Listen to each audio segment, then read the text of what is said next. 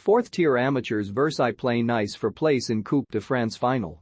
The expansive Avenue de Paris cuts the city of Versailles clean through the middle, historically linking the west of the capital with the world-famous royal palace and gardens. Just before it pulls up below the equestrian statue of King Louis XIV guarding the front gates of his brainchild, a small road juts out northwards and leads to the Stade Montboron, a nondescript 7,500-seat ground that appears almost in contradiction with the rest of the city's royal air. The stadium is home to FC Versailles 78, the fourth-tier club who have reached the semi-finals of the Coupe de France this season for the first time in their history. If they beat Nice on Tuesday night, they will meet either Nantes or Monaco in the final in May. Versailles are the latest in a long run of underdogs who have progressed through what is surely the most democratic domestic cup competition in football. League One teams often knock each other out early on in the competition, giving lower league sides the chance to progress. Les Herbiers were in the third tier when they met PSG in the final in 2018, and Calais were a fourth-tier side when they reached the final in 2000. Versailles have already made it through 6 rounds to reach the semi-finals. They beat a couple of amateur sides in the early rounds and 2 fifth-tier clubs in the rounds of 64 and 32 before securing a hard-fought win over League Two leaders Toulouse in the last 16 and a penalty shootout victory over Bergerac in the quarter-finals. They are now enjoying the national limelight that comes with a trip to Nice in the last 4. Nice are third in League One and are coached by Christophe Galtier, who guided Lille to the title last season, so this will be Versailles' toughest challenge yet. They knocked PSG out of the competition on penalties at the end of January, making Versailles the Paris region's sole representatives left in the competition. The Palace of Versailles casts a shadow over the football club, both physically and figuratively, to the point of sometimes becoming an obstacle. Because of its proximity to the royal complex, the Stade Montboron is not permitted to have floodlights, meaning the club cannot play home games after dark. The rule apparently dates back centuries and is in place to ban any visible light sources within a 5 km radius reaching the King's Room. The long-standing issue has particularly come to light during their cup run.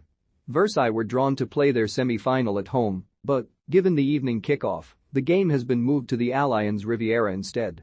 Versailles explored the idea of playing the tie in another stadium in Paris, but that became logistically impossible, especially after PSG turned down a request to host the fixture at the Parc des Princes.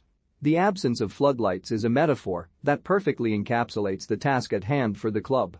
Such as the fixation on the palace's candle-lit halls, anything else in the town is left in relative obscurity. Youssef Chibhi, who has managed Versailles since 2014, is fully aware of this overbearing presence. "We won't be able to compete with the palace, and it's not our wish," he says. "We have a magnificent town, full of history, culture and art.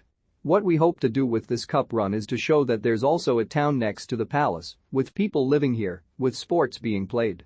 The 40-year-old says the overriding feeling among his squad before the tie is one of tranquility. In a way, pressure is on Nice, he says, while also recognizing that as the game gets closer, the excitement will increase. Despite the logistical issues, the Versailles players have been getting the royal treatment in the build-up to their gala tie. They trained at the France national team's base at Clairefontaine over the weekend and have been given access to Monaco's facilities this week for last-minute preparations. Even though Versailles are technically an amateur club who play in a regionalized division, most of the squad earn their living solely from football. Some take other jobs on the side. Their 22-year-old captain, Maël Durand de Givigny, is in his final year of a physiotherapy degree, while the midfielder Osama Berkak works as an consultant. Despite all the limelight, Versailles are not being distracted from their long-term goals. With the team top of the league, promotion is now a very real prospect. Entry into the third tier, soon to become fully professional, would mean a major step forward in the club's major plans for development since a handover in ownership in November. The man at the helm is Jean-Luc Aribert, a former defender whose career in the 1970s and 1980s wavered between the first and second tiers and included spells at Rennes and Reims. He has since gained prominence as a long-time pundit for French channel Canal+ and was briefly a director at Lens at the turn of the century. Aribert has big ambitions for the club. "We're 2 games away from the Europa League," he enthusiastically reminded us at the club's training ground last week. The club's long-term goal is to reach League Two and bring football to one of the few areas of the Parisian suburbs that is not a hotbed for the sport. "Even in Versailles, football has its place," he says. "All that was needed was a team that could organize and structure itself, give itself the means and show ambition." Having come in as director at the start of the season, Aribert is trying to modernize and professionalize the club, notably focusing on infrastructure. The floodlights problem is a pressing issue, and the construction of a youth academy could also be on the cards. We're going to give ourselves the means to grow and structure the club efficiently, he says. As a pundit for Canal Plus's coverage of the Premier League, Aribert is well acquainted with English football, and he is a big fan of how fan culture is fostered across the channel. They have a base of supporters who are historically behind the club. We saw it in that series on Sunderland, which was fantastic, and you see those people laugh, cry, and go through every emotional state when following their club. Their whole week depends on the match result. They live through their club. It's their driving force. We're not quite there yet at Versailles, but we're going to try and get inspired by it. Although the club are grateful for the attention their cup run has brought to the wider project, they are fully aware of the fleeting nature of the exposure.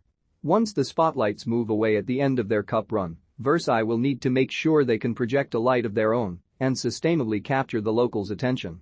Under an ambitious director, and with financial backing, establishing themselves as a major presence in the regional landscape is an achievable goal. Whatever the outcome in Nice, this year's cup run is the crowning achievement so far for a vision that is only just getting started. This is an article from Get French Football News. Follow Raphael Jacobin and GFFN on Twitter.